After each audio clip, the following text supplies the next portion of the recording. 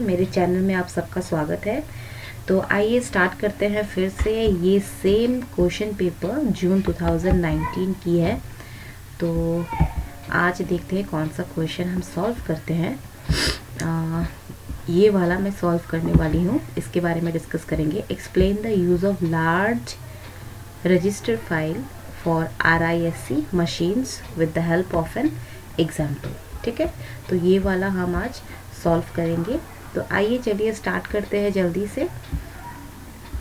तो चलिए RISC में लार्ज फाइल एक्सप्लेन करना है। लार्ज रजिस्टर फाइल की क्या यूज़ है RISC में, मशीन में। ठीक है, with the help of an example के साथ। ठीक है, तो एग्जाम्पल के साथ है। तो द रजिस्टर स्टोरेज जो है, रजिस्टर स्टोरेज बहुत फास्टर स्टोरेज डिवाइस है, मेन मेमोरी और कैच मेमोरी से भी ज़्यादा फास्टर। ठीक है, और रजिस्टर की साइज जो है लिमिटेड है। So we need to keep most frequently access operand. ठीक है, सबसे ज़्यादा फ्रिक्वेंटली एक्सेस ऑपरेंट्स जो है ना, उसको हमें रखनी है। ठीक है, बिकॉज रजिस्टर की साइज लिमिटेड है। और साथ ही साथ we need to maximize register memory operation. Register की जो मेमोरी ऑपरेशन है उसको भी मैक्सिमाइज करनी है। तो two basic approaches are possible on, दो अप्रोचेस पॉसिबल है, based on software and based on hardware. ठीक है, सबसे पहले देख लेते हैं सॉफ्टवेयर की क्या है।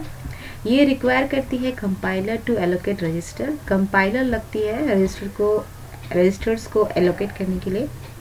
Allocate based on most use variable in a given time. एक गिवन टाइम दिया जाता है, उस टाइम में जो सबसे ज़्यादा यूज़ किया हुआ जो वेरिएबल है ना, उसके बेसिस में ये एलोकेट होती है। ठीक है, और रिक्वायर सोफिस्टिकेटेड प्रोग्राम एनालिसिस, और एक सोफिस्टिकेटेड प्रोग्राम एनालिसिस के बेस में रिक्वायर करती है। ठीक है, और उसके बाद हार्डवेयर के बेस में क्या है, हैव मोर रजिस्टर्स, ज़्यादा रजिस्टर्स ये लगती है, और 10 more variables will be in register. So ज़्यादा रजिस्टर लगती है और ज़्यादा वेरिएबल रजिस्टर में आती है। ठीक है, अब इन सब के लिए RISC takes care of this with the help of register window. ठीक है, रजिस्टर विंडो लगती है इन सारे केस को, इस सारे केस को हैंडल करने के लिए रजिस्टर विंडो लगती है RISC, जो RISC अच्छी तरह से देख रेख करती है with the help of register window के हेल्प से। तो इसमें क्या होता है, रजिस्टर विंडोज में multiple small set of registers, बहुत सारे मल्टीपल सेट ऑफ रजिस्टर्स, छोटे छोटे रजिस्टर्स लगती है, और हर एक असाइन किया जाता है टू डिफरेंट प्रोसीड्यूर। हर एक असाइन किया जाता है डिफरेंट प्रोसीड्यूर के लिए। ठीक है, और प्रोसीड्यूर कॉल जो है ना, ये ऑटोमेटिकली स्विच होता है CPU के साथ। किस लिए, ताकि CPU यूज़ कर सके different fix size window of registers. मतलब switches the CPU to use a different fix size window of registers. तो रजिस्टर्स को, डिफरेंट फिक्स साइज रजिस्टर्स को CPU यूज़ कर सके, इसीलिए प्रोसीड्यूर कॉल ऑटोमेटिकली स्विच होते हैं, CPU को स्विच करती है। ठीक है, बिना सेविंग किए रजिस्टर्स को इन मेमोरी में। ठीक है, रजिस्टर्स को मेमोरी में सेव किए बिना CPU यूज़ कर सके different fix size window of registers को। ठीक है, rather than saving register in memory में रजिस्टर को सेव किए बिना।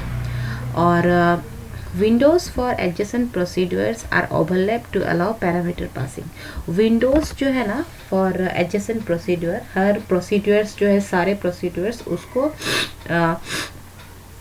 वो क्या होती है, ओवरलैप्ड होती है। किस लिए ओवरलैप्ड होती है, अलाउ करने के लिए पैरामीटर पासिंग। ओके, पैरामीटर्स जो पास होती है उस पैरामीटर पासिंग करने के लिए जो जितने सारे प्रोसीड्यूर्स है ये ओवरलैप हो जाती है। ठीक है, तो ये रहा use of 3 overlap register Windows. जो रजिस्टर 3 ओवरलैप रजिस्टर, जितने सारे रजिस्टर्स बहुत लगते हैं ना, तो सारे ओवरलैप हो जाते हैं।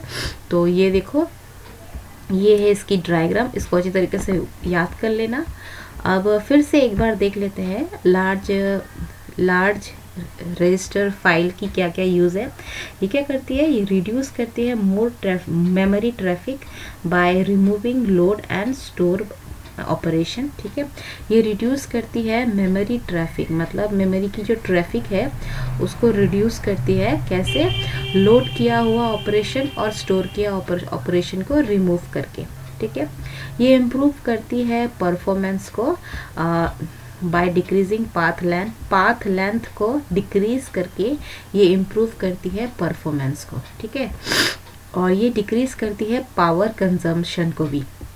कैसे, eliminating operations to the memory hierarchy.